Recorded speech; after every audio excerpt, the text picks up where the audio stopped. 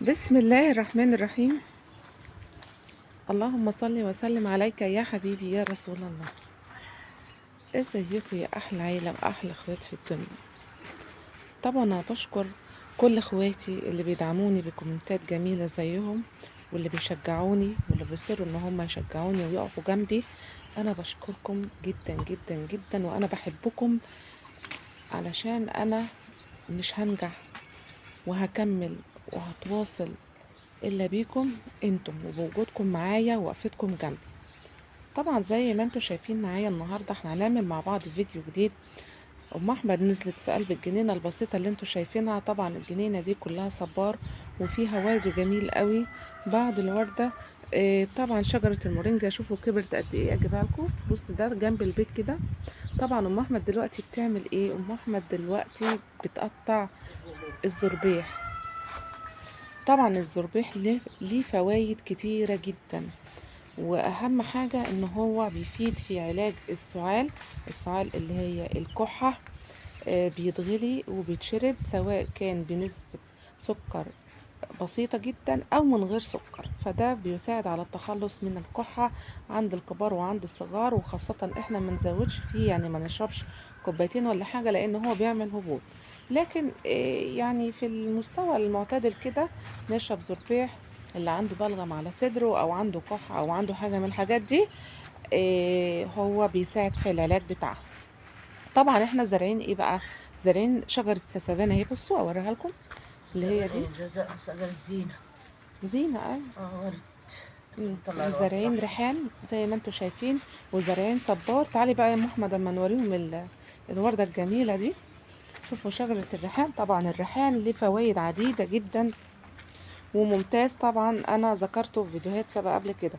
شايفين الوردة الجميلة دي؟ طبعا احنا زمان قدام البيت الكبير بتاعنا، زمان بقى ما كنا لسه صغيرين، كان عندنا حوالين البيت بتاعنا جنينة من كل ناحية كنا بنزرع فيها جميع أنواع الورود. وكان عندنا شجر موز كانت عبارة، وكان عندنا ست الحسن.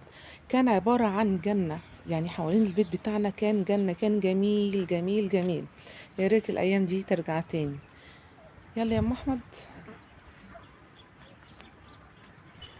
هنا بقى مطرح ما نمشي هنلاقي بقى ايه؟ الفلاحين طلعوا في تلزيق الجلة من جديد، مقلبينها بالشكل ده علشان تنشف زي ما انتوا شايفين معايا كده.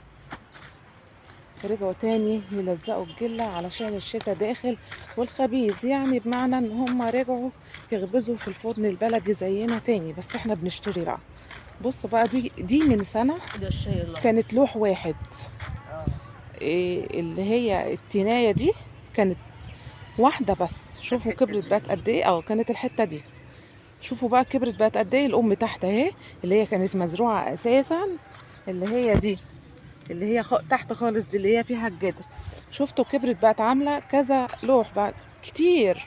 بص بقى زارعين قد ايه بطاطس. طبعا احتياجات الفلاح زي ما انتم شايفين هتقابلنا تاني دلوقتي حالا في كل ارض من النواحي اللي احنا شايفينها معانا دي. زارعين احتياجاتهم. حاجة بسيطة كده، بطاطس زي البرسيم اللي احنا زارعينه بالظبط، احتياجات البيت. طبعا بالفعل نزلت ام احمد عشان نبدأ الفيديو بتاعنا الاساسي اللي احنا جايين عشانه. طبعا زي ما انتم شايفين هنوريكم بقى كالعادة زي كل سنة زراعة البصل البذر. طبعا زي ما قلت لكم ان الفلاح بيحاول بقدر الامكان ان هو ما يشتريش اي حاجة. حتى البذر بتاع البصل طبعا السنة دي هيبقى غالي ولعة. بكام القصبة يا ام احمد؟ لسه ما تنسيش سعر. لسه، بس هو غالي. انا سمعت ان هو عدى 1000 جنيه. ايه؟ طبعا هنا مزروع بقى خس زي ما انتم شايفين. على فكرة ضيق ده مزروع خس وتوم بقى، وفي بعض الجرجيرة اللي هناك دي، وقرنبيط اهو على الحوافي، وكزبرة. احنا جايين بقى عشان نشوف اساسا الفاصوليا بتاعتنا، بس احنا بنشرف على الزرع بنشوفه. طبعا هنا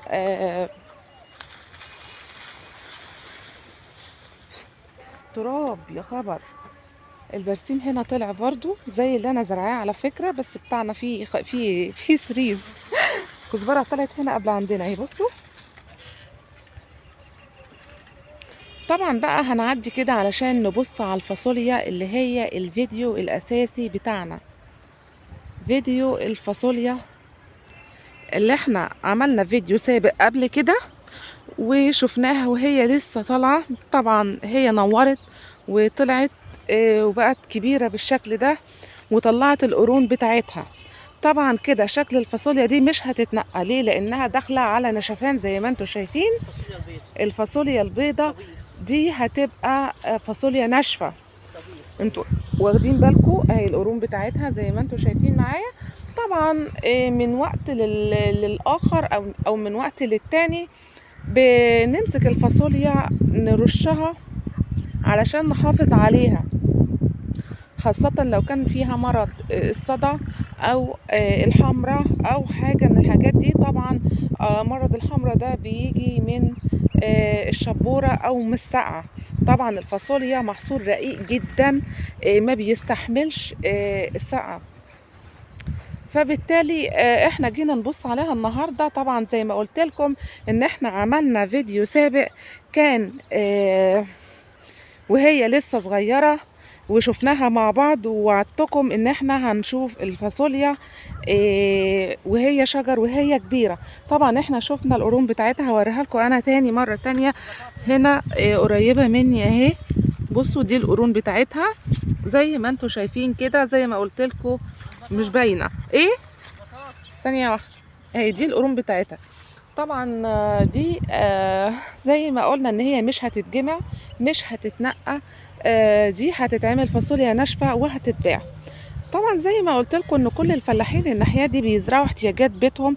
طبعا احنا شفنا في ارض سابقه واحنا معديين اثناء المشي واحنا جايين لقينا برضو فلاح زارع حاجه بسيطه كده بطاطس للبيت. برضو هنا نفس النظام مزروع كمان بطاطس للبيت. ام احمد بقى بتفحر، انا بقى هاخد انا التقاوي دي حمراء والله زي اللي احنا بنقلعها. وريني كده. انا بقى السنه دي هاخد انا التقاوي دي من عمي حامد ان شاء الله، وهزرع خطين كده ولا حاجه هجرب. امال هي محروقه كده ليه؟ مش شبوره. مش شبوره. انا هتعلم منه لان هو بصراحه الفلاح الذكي ما شاء الله عليه، ده اذكى فلاح في المنطقه على فكره، يعني احسن فلاح يتعامل مع الارض بتاعته. بصوا بطاطس طلعت اهي. ام احمد عايزه تشوف دي بقى للبيت يفضل طول السنه باينه.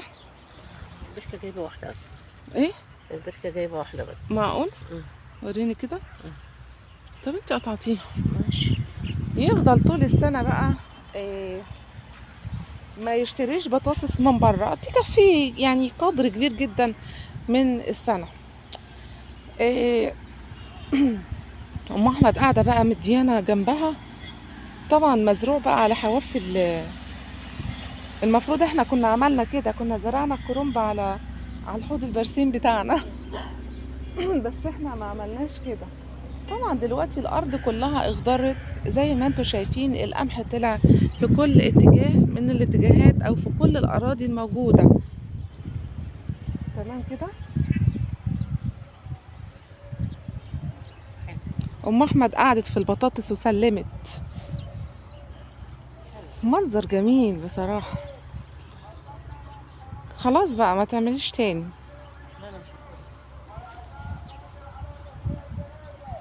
طبعا طالع بعض العود الملوخيه، انا هبقى اخده من عند عم حامد ان شاء الله. بقى في قلب الارض نفسها بصوا الملوخيه طالعه تقاوي. على فكره هو ممكن يسيبها ويعملها تقاوي علشان ما يشتريش. اهي بصوا دي تقاوي اهي، طالع بعض العيدان كده في الارض دي. طبعا من الحاجات الحلوه، بس انا شايفاه سايبها، يعني بيتهيالي ان هو لو عاوز ياخدها، هو لو مش مصر او هو اساسا قاصد ان هو يسيبها ان هي تعمل تقاوي كان خدها، لكن هو سايبها علشان تعمل تقاوي، والتقاوي دي هتنفعه جدا. ما تخليهوش يشتري، خاصه ان احنا بنجيب نوع تقاوي ملوخيه اسمه ايه، خضراوي صح كده. النوع ده حلو جدا، من النوع اللي هو ما بيتقروضش واللي بيتقلع بجدره. طبعا لما نروح نشتري من عند بتاع التقاوي يقولك انت عايزاها من اللي بتتقلع بجدرها ولا عايزاها منين؟ نقول له لا، من اللي هي بتتشال بجدرها، اللي هي بتبقى. وخاصة يا جماعة الملوخية، معلومة دي خدوها علشان لما تنزلوا السوق تشتروا الملوخية، ما تشتروش الملوخية غير الملوخية اللي تكون جدرها احمر. تمام كده؟ لو في هنا عود ملوخية بس انا مستخسرة، حرام عليا لو انا قطعته. المهم اشتروا الملوخيه اللي جدرها احمر، لان بتبقى مسكره ومعروفه عند الفلاح ان هي ملوخيه حلو. اهي بصوا، اهي هي حمراء اساسا. بصوا كده الملوخيه عامله ازاي، تحسوا ان هي العود بتاعها احمر والجدر كمان من تحت، لما بتبقى متقلعه بالجدر بتاعها بتبقى حمرا. طبعا يا جماعه ده كان نهايه الفيديو بتاعنا. يا رب الفيديو ينول اعجابكم واكون قدرت اقدم لكم معلومه جديده ومفيده النهارده. يا ريت ما تنسوش ام اسامه بدعمكم ليها على قناه دربكه ولعبكه، وما تنسوش ام احمد باللايك. اللايك يا ام احمد. ام احمد بصوا يعني تحسوا ان هي كسلانه كده. والسلام عليكم ورحمه الله وبركاته.